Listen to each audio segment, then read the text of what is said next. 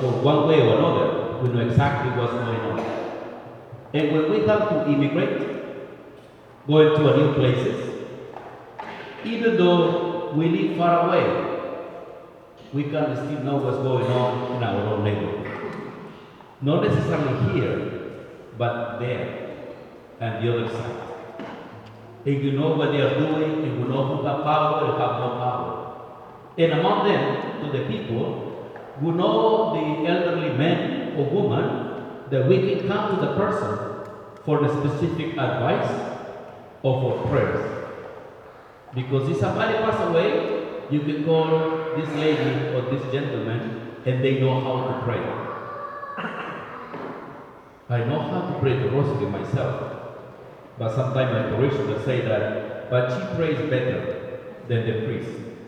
So they will call the lady to do the rosary, and then I can offer the mass. Because Father doesn't know how to pray the rosary. I told her, give me the book. Oh, it's more than that. Because this lady, when the way how she pray, she knows even herself knows how to do the Our Father. I asked her once to pray the Our Father for all the catechists, and she begins like this.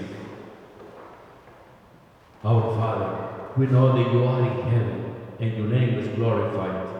And I looked to her and I said, we ask you to pray the Our Father, not to create or invent the Our Father. Jesus did for us already. And the other lady, see, is what I told you. Father doesn't know how to pray the Our Father.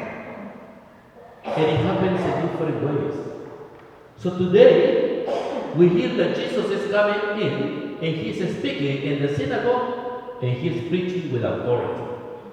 But the authority, my friends, is not to be mean and to speak louder than everybody can hear you. Authority means gentleness, but emphasizing the point you want to make, without hurting people's feelings and offending, by calling people's attention for transformation.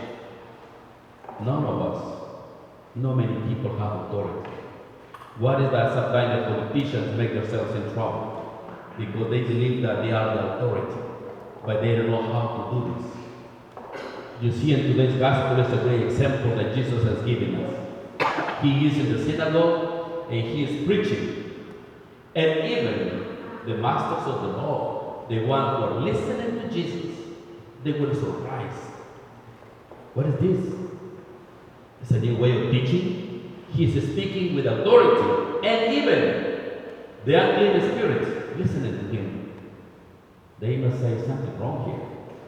Because sometimes when you speak, sometimes you believe that you're doing good by following rules and regulations, and you try to oppress or suppress people.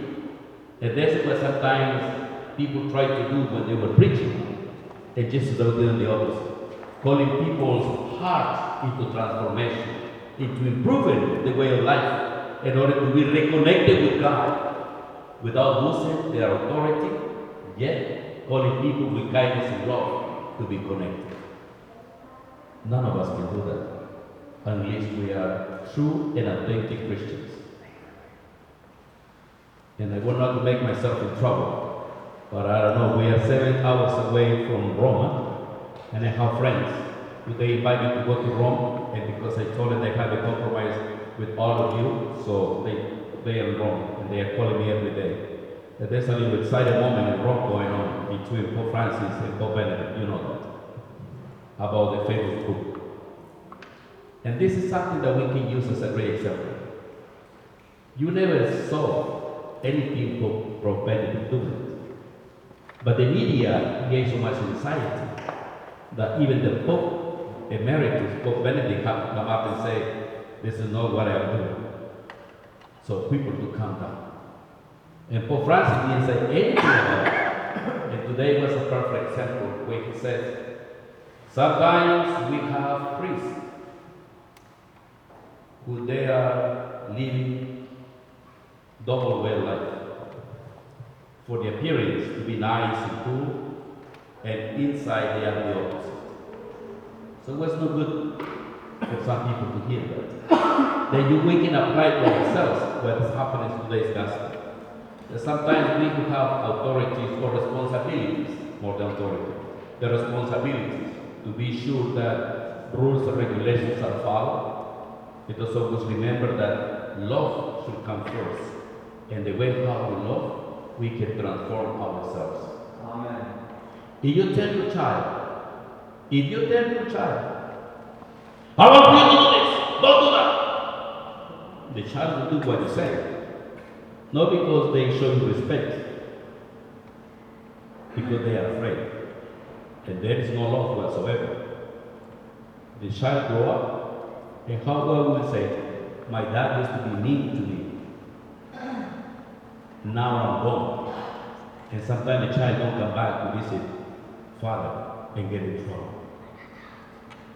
So, Father Leon, to my parishioners, I always tell them I try to be nice and sweet, even though diabetes works on it, maybe that's okay, but I'm very sugary to you, very nice and cool.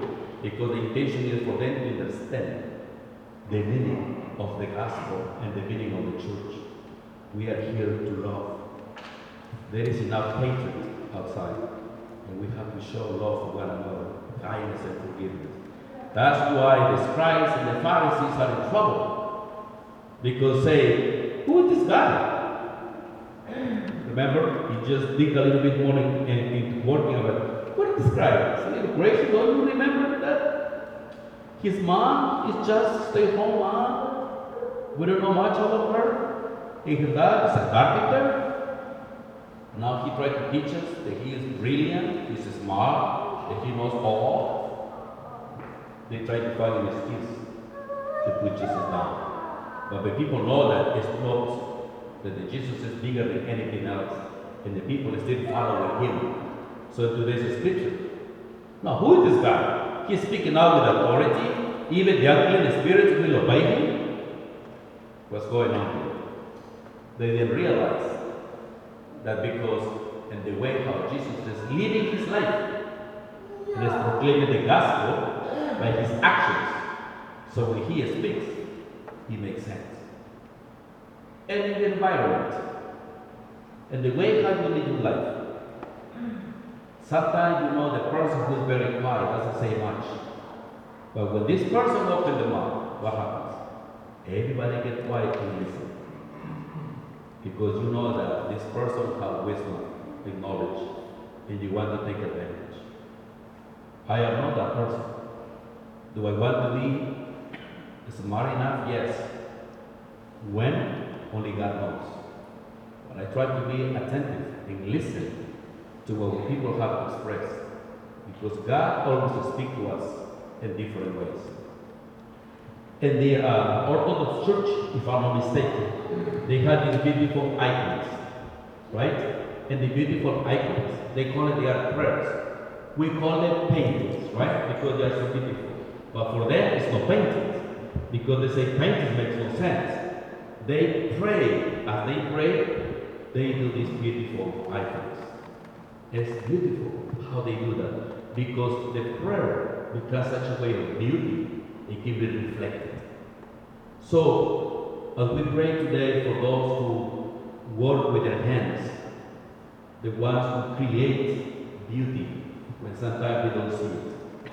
And perhaps, hopefully on Saturday, we will see the beauty of the people who quietly are working, making the dresses and the feathers and the food and everything. We will know that everything is as much time it takes, it's only because this little child called Santo Nino.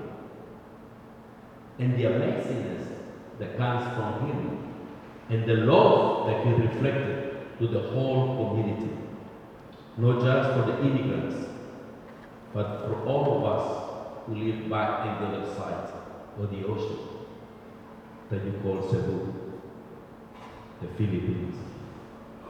So let us, as we continue with our Novena, let us always remember, we need one another, we love one another, but the most important, let us show God love and kindness and forgiveness to one another. And so then we can understand what Jesus is telling us today. Why? Come out of him, or come out of her, and we are going to be clean. May God be praised. Amen.